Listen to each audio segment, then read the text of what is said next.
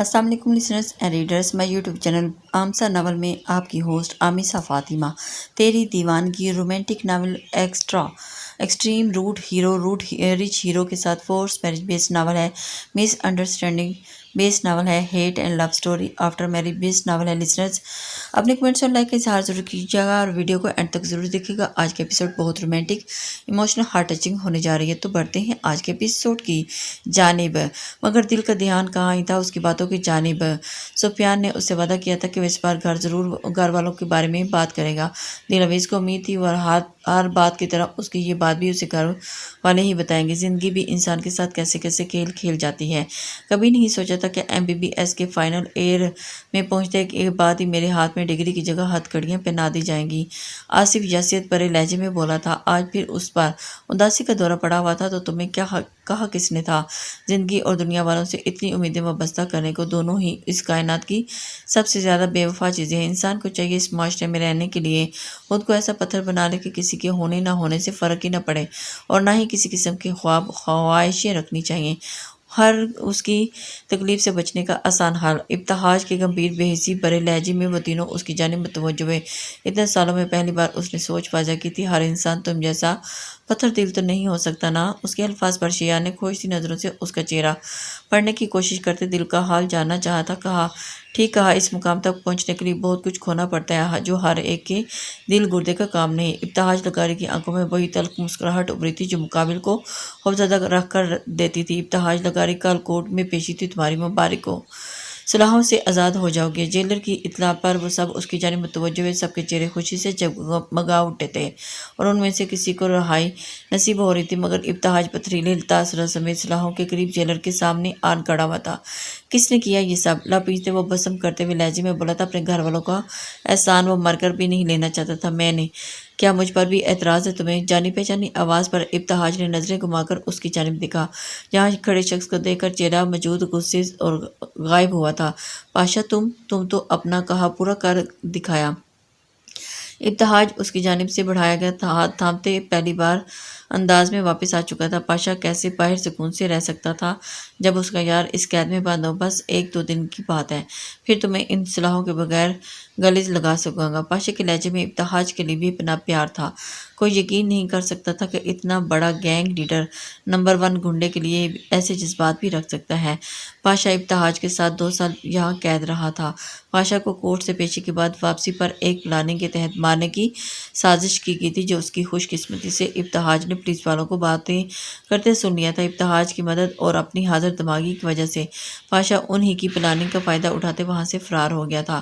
Police والے اور باقی سب تمام سمجھے تھے کہ تصادم کی طرح گاڑی کھائی میں گرنے کی وجہ سے پاشا مار چکا ہے، مگر حقیقت میں وہ زندہ تھا اور آج بھیس بدل کر ابتہاج سے ملنے آیا ہوا تھا۔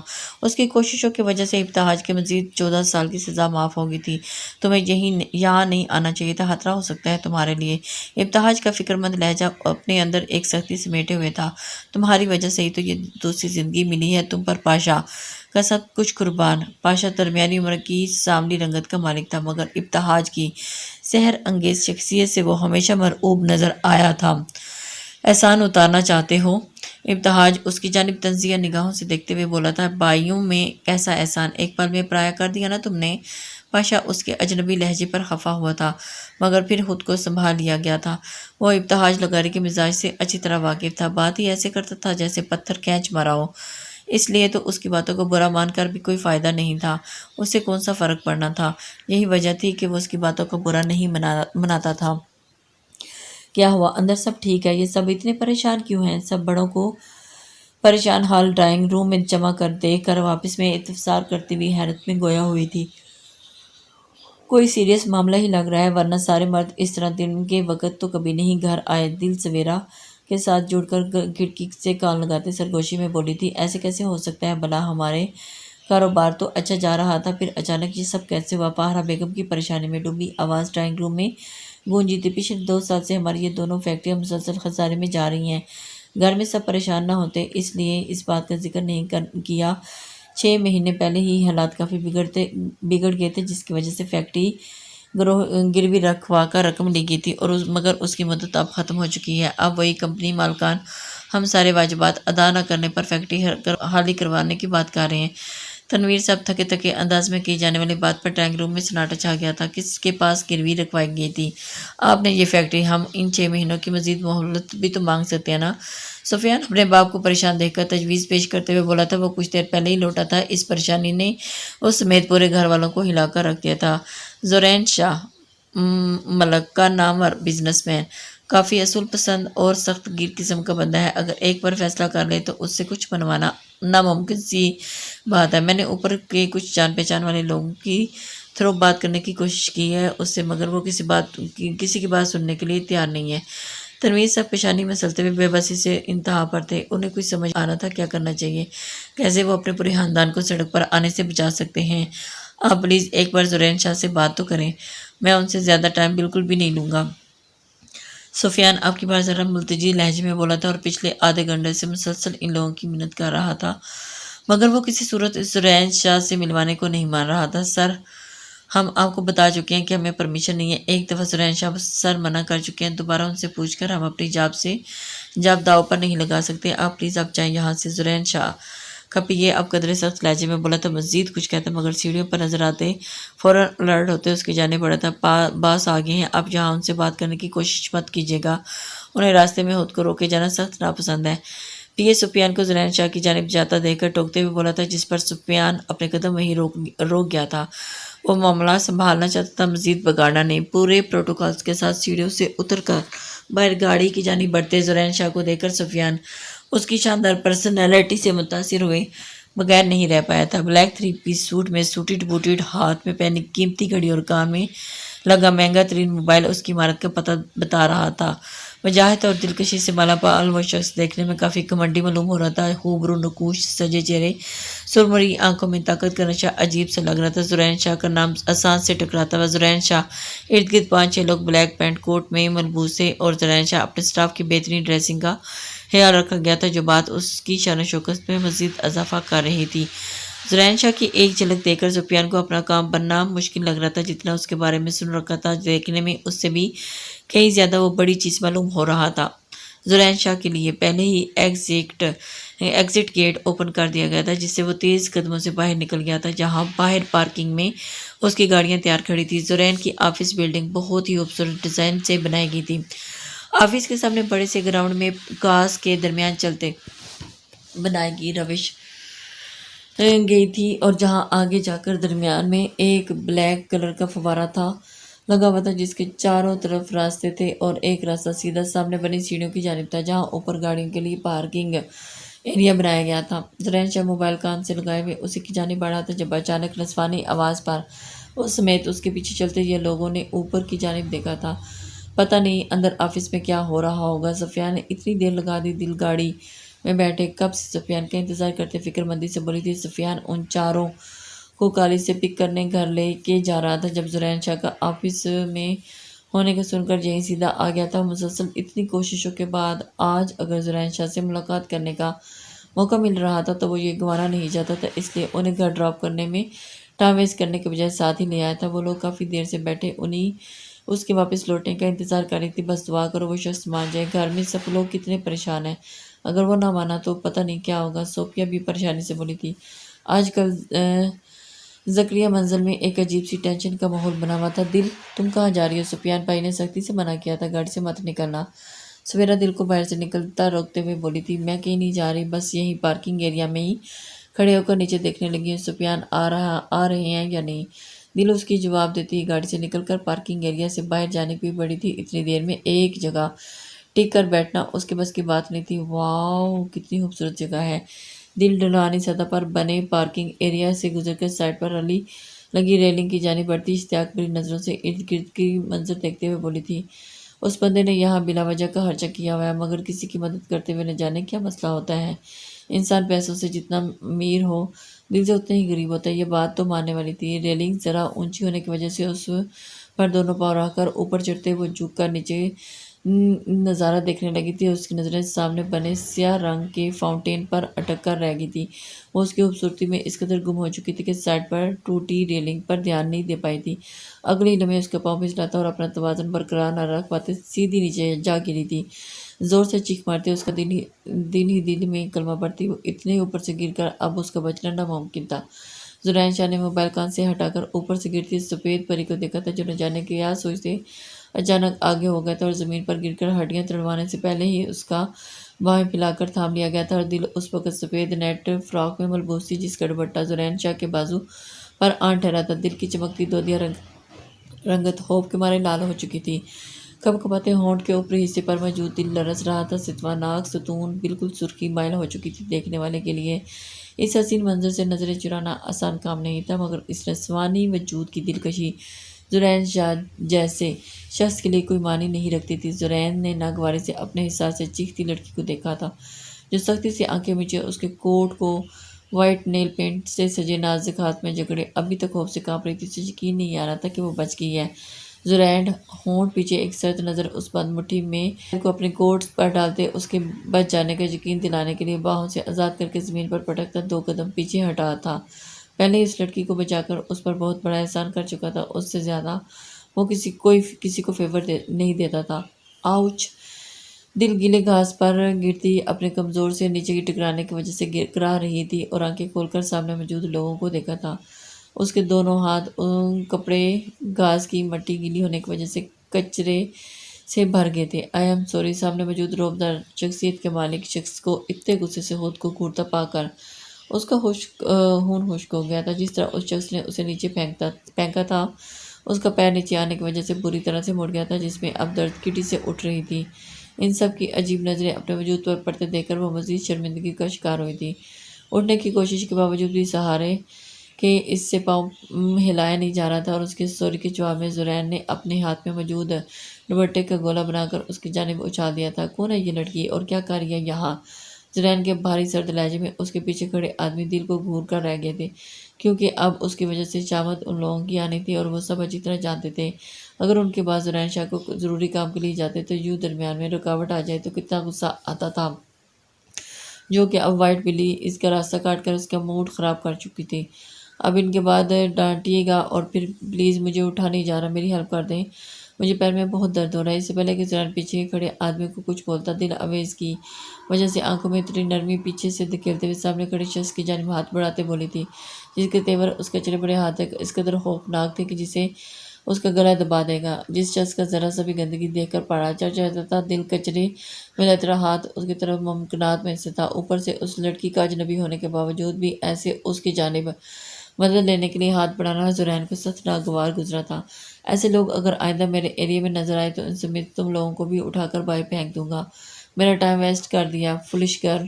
زرین آبرو اچکا کر بے پناہ غصیلے لہجے میں اپنے پیچھے کھڑے لوگوں کو وارن کرتا ایک ناگواریت بھری نظریں زمین پر بیٹھی تھی دل پر ڈالتا اپنے محسوس مغرور انداز میں سن گلاسز چڑھاتے وہاں سے نکل گیا تھا۔ اس قدر حد تک امیز رویے پر دل منہ کھولے حیرت سے اس شخص کو جاتا دیکھ رہی تھی اور اس کے پاؤں میں سخت لگی تھی اور اٹھنا محال ہو رہا تھا، ورنہ کبھی کبھی ایسے گھمنڈی شخص کی جانب ہاتھ بڑھانے کی غلطی نہ کرتی۔ اللہ جی! کتنے بے حس لوگ ہوتے ہیں اس دنیا میں۔ اب اگر غلطی سے گرنے سے بچا ہی لیا تھا تو اتنی سی مدد بھی کروا دیتا، مگر دل تو تمہیں عادت ہے ایسی بے حسی برداشت کرنے کا، پھر شکوہ کس بات کا ہے؟ شکر ہے ٹانگ ٹوٹنے سے تو بچ گئی۔ دل دوسرے پیر دباتے ہوئے اٹھنے کی کوشش کرتے ہوئے بولی تھی، مگر ناکام ہوتے تکلیف کے مارے آنکھوں سے آنسو نکل آئے تھے۔ تم یہاں کیا کر رہی ہو؟ سفیان اپنی پریشانی میں پارکنگ ایریا کی جانب بڑھ گیا تھا جب اس کی نظر ایک سائڈ پر گھاس پر بیٹھی دل پر پڑی تھی اور وہ حیرت زدہ اس کے قریب آیا تھا۔ میں آپ کو بلانے جا رہی تھی مگر میرا پاؤں سلپ ہو گیا تھا اور میں بری طرح سے گر گئی اور پھر مجھے پیر میں بہت درد ہو رہا ہے۔ دل زرین شاہ کے برے رویے کی وجہ سے دل برداشتہ تھی۔ سفیان کو اپنے لیے فکر مند ہوتا دیکھ کر اس کی آنکھوں میں آنسو بھر آئے تھے، اصل بات دانی سطح پر چھپا گئی تھی۔ زرین شاہ جیسے لوگ اس کی زندگی میں بہت زیادہ تھے جن کے لیے اسے بے عزت کرنا معمولی سی بات تھی، مگر سفیان جیسے لوگ بہت کم تھے جنہیں اس کی پرواہ تھی، جو اس کی تکلیف پر پریشان ہو اٹھتے تھے۔ منع کیا تھا نا تمہیں، مگر بات تو ماننی نہیں ہوتی تم نے، اور زیادہ درد ہو کیا؟ سفیان اسے سہارا دے کر اٹھا تھا، فکر مندی سے بولا تھا اور اس کے انداز سے اپنی اتنی فکر دیکھ کر دل سے اپنے درد بھولتی مسکرائی تھی۔ سفیان ہمیشہ اس کا حیات سے ہی خیال رکھتا آیا تھا اور پھر آج دل کو آہستہ آہستہ قریب کیا تھا۔ اوپرا پارکنگ ایریا میں گاڑی کی جانب بڑھتے ہوئے زرین شاہ غیر ارادی طور پر پیچھے کی جانب دیکھا اور اس کی باہوں میں جھوٹے سہارا لیتے ہوئے سلین اپنے بیڈ پر ارد گرد فائلوں کا ڈھیر لگائے کام کرنے میں مصروف تھی۔ وہ اپنے اکثر ایسے ہی کام میں لا کر آدھی رات گزار دیتے تھے۔ صبح سے مشین کی طرح کام کرتے اور اسے اپنے کندھوں پر درد محسوس ہونے لگا تھا۔ سائڈ ٹیبل پر پڑا چائے کا مگ اٹھا کر لبوں سے لگاتے وہ بیڈ گراؤنڈ سے سر ٹکا گئی تھی۔ سلین اپنے ماں باپ کی اکلوتی اولاد تھی۔ کچھ عرصہ پہلے ایک کار ایکسیڈنٹ میں اس کی مدر کی ڈیتھ ہو گئی تھی اور جس کے بعد اس کے باپ حبیب احمد نے بہت مشکل سے ایک دوسرے کو سنبھالنے اس غم سے نکالا تھا اور پہلے ہی اپنے بابا کی آنکھ کا تارا تھی۔ اس سب کے بعد تو وہ اس معاملے میں مزید پروٹیکٹیو ہو گئے تھے۔ وہ لوگ شروع ہی سے کراچی میں مقیم تھے مگر نہ جانے اچانک ایسا کیا ہوا کہ حبیب صاحب راتوں رات اسے لے کر لاہور آ گئے۔ سلین اس بات سے واقف تھی کہ وہ ایک سائنٹسٹ تھے اور انہیں اپنے کام سے بے حد پیار تھا مگر لاہور میں آ کر وہ کام چھوڑ کر ریسٹورینٹ اوپن کر لیا تھا۔ سلین کے لیے یہ سب بہت حیران کن تھا اور اس نے کئی بار اپنے بابا سے ان سب تبدیلیوں کے بارے میں پوچھنا چاہا تھا مگر ہر بار وہ اسے صحیح وقت پر سب کچھ بتانے کا کہہ کر ٹال دیتے تھے، جس پر سلین نے پوچھنا چھوڑ دیا تھا۔ وہ ان کو خود ہی بتانے کی منتظر تھی لیکن اچانک حبیب صاحب کے ساتھ پیش آنے والے واقعے نے ان کی زندگی یکسر بدل دی تھی اور اس کے بابا کو کسی کی مارنے کی کوشش کی تھی۔ 4 گولیاں لگی تھی انہیں۔ سلین کی دعاؤں سے انہیں سانس تو بچ گئی تھی مگر بدقسمتی سے وہ کوما میں چلے گئے تھے۔ پچھلے 4 سالوں سے انہیں آرمی ہاسپٹل میں فل سیکورٹی میں رکھا گیا تھا۔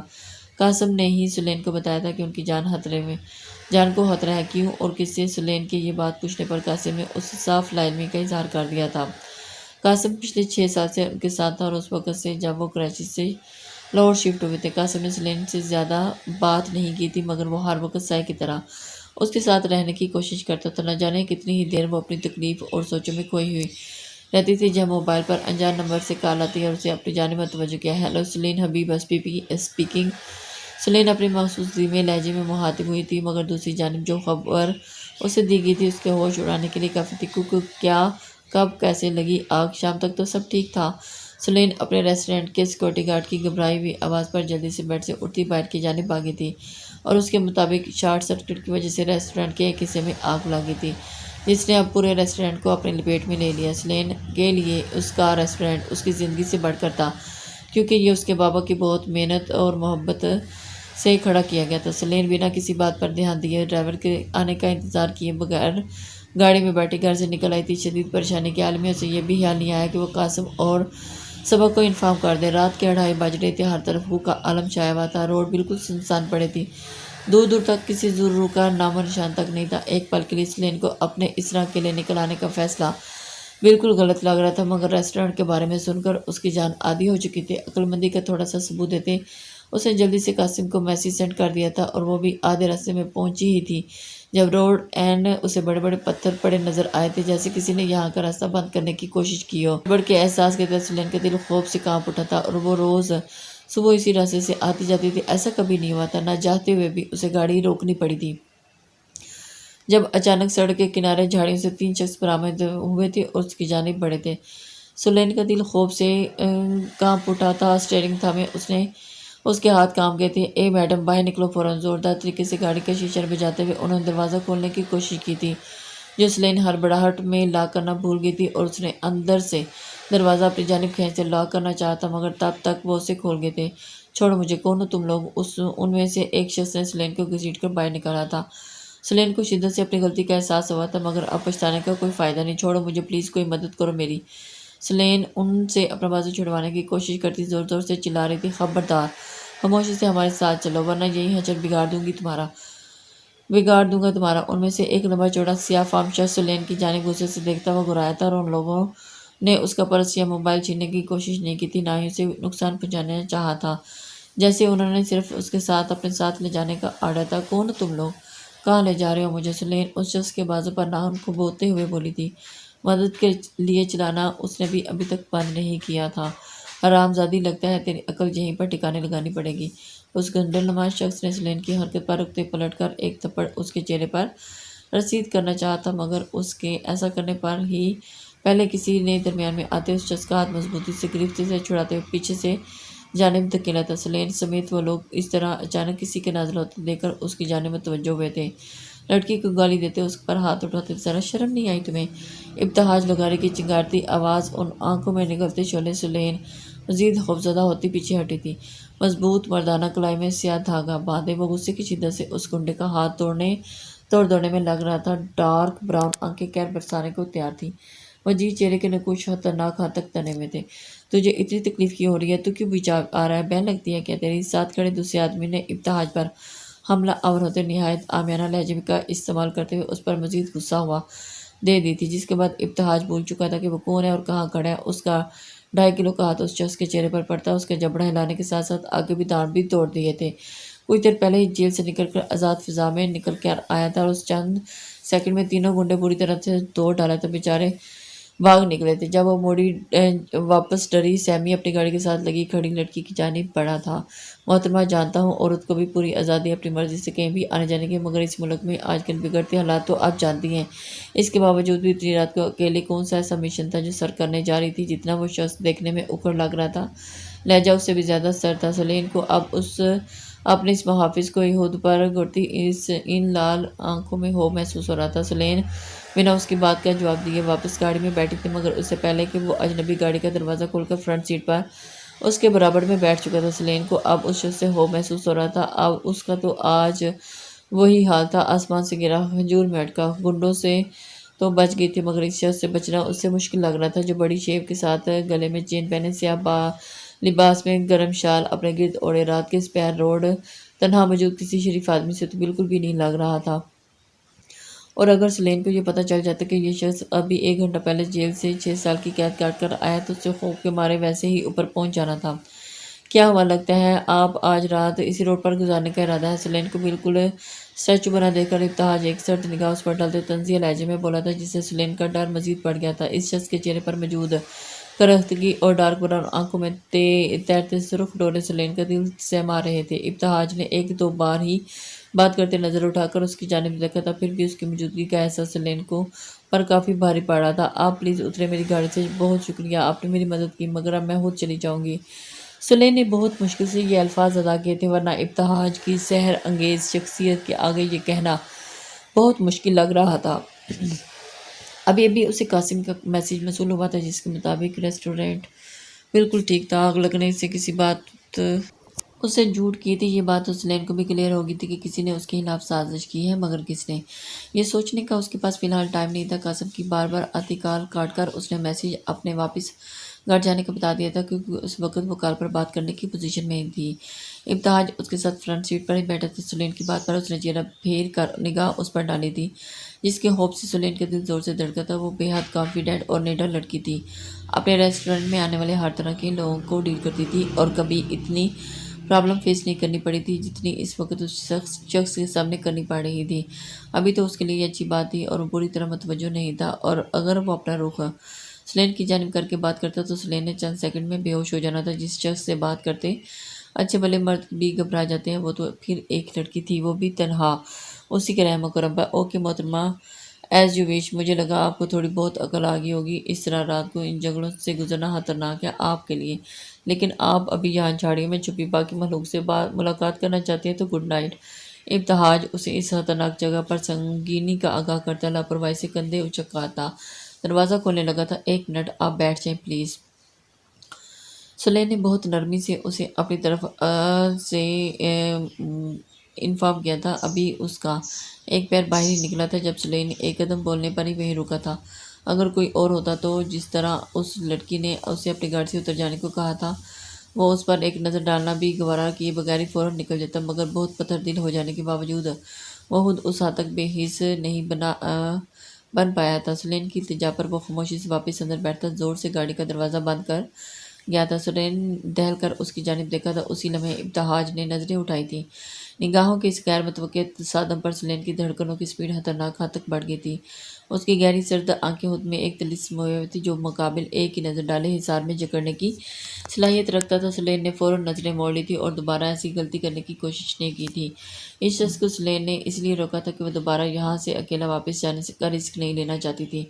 ये बंदा देखने में जितना सख्त गिर बर्ताव जल्लाद टाइप का लग रहा है, मगर कहीं ना कहीं सुलेन को अपना शख्स महफूज होता लग रहा था। यहाँ मजीद अपना टाइम वेस्ट किए बिना सुलेन ने लरजते हाथों से गाड़ी रिवर्स करते हुए घर के रास्ते पर डाली थी और उस पूरी तवज्जो से ड्राइविंग पर थी। जब 4 सेकंड के बाद धुआं और सिगरेट की स्मेल से उसके नथनों से टकराई थी, सुलेन ने कुन आँखों के साथ साथ बैटरी शख्स की मौजूदगी का ख्याल किए बगैर 1-2 बार दूसरा सिगरेट सुलगाया था और आंखें मूंदे सुकून से पीने में मसरूफ था। سلین جھرجھری لیتی واپس سامنے کی جانب متوجہ تھی۔ ابتہاج کے سائڈ کی ونڈو اوپن کی تھی، جس کے باوجود دھواں گاڑی کے اندر جمع ہو رہا تھا، جس کی اسمیل سے سلین کو اپنا سر چکراتا ہوا محسوس ہو رہا تھا، مگر ابتہاج گاڑی کی طبیعت پر ذرا برابر بھی فرق نہیں پڑ رہا تھا۔ تھوڑی دیر کے بعد سفر میں وہ 5-6 درمیان سگریٹ پی چکا تھا۔ اچانک دھویں سے گلے میں چلے جانے کی وجہ سے سلین پر کھانسی کا دورہ پڑا تھا، جس کی وجہ سے اسٹیئرنگ پر قابو نہ رکھ پاتے ہوئے گاڑی کا بیلنس ڈس بیلنس ہو گئی تھی۔ ابتہاج نے اچانک رونما ہونے والی ہلچل پر حیرت سے سلین کی جانب دیکھا تھا، اور اس کے لیے یہ ذرا سا دھواں ہی تھا جس سے سلین کا اتنا کھانسنا اس کے لیے حیران کن تھا، کیونکہ اس کے لیے تو سگریٹ کی تنہائی اور دکھ سکھ کا ساتھی تھی۔ جیل کے پچھلے 6 سال اس کے ساتھ ہی کاٹا جانا تھا، اور انہی کی بدولت سگریٹ جیل میں سگریٹس یا ایسی کوئی نشاور چیز لے جانے کی اجازت نہیں تھی، مگر صرف اس کے عطر پاشا اپنے تمام اثر رسوخ استعمال کر اس کی جان تک عزیز یہ چیز پہنچاتا تھا۔ 1 گھنٹے میں اس نے پوری ڈبی ختم کر دی تھی۔ سیاہی مل انابی ہونٹوں پر سلین جیسی لڑکی قریب سے اس کے قاسم کو اس فضول چیز کو آج تک ہاتھ لگانے بھی نہیں دیکھا تھا، اس لیے اس کے لیے یہ سب برداشت کرنا کافی مشکل تھا۔ اس سے پہلے کہ گاڑی کے سامنے موجود درخت سے ٹکراتی، ابتہاج نے سلین کی جانب جھکتے اس کے ہاتھوں کے اوپر سے اسٹیئرنگ تھام کر گاڑی کا رخ دوسری جانب بڑھا تھا، اور اس کے مضبوط ہاتھوں کا لمس سلین کی ساکت سی اپنی جگہ سے ہل بھی نہیں پائی تھی۔ یہ سب کچھ اتنا اچانک ہوا کہ دونوں ہی کچھ سمجھ نہیں پائے تھے۔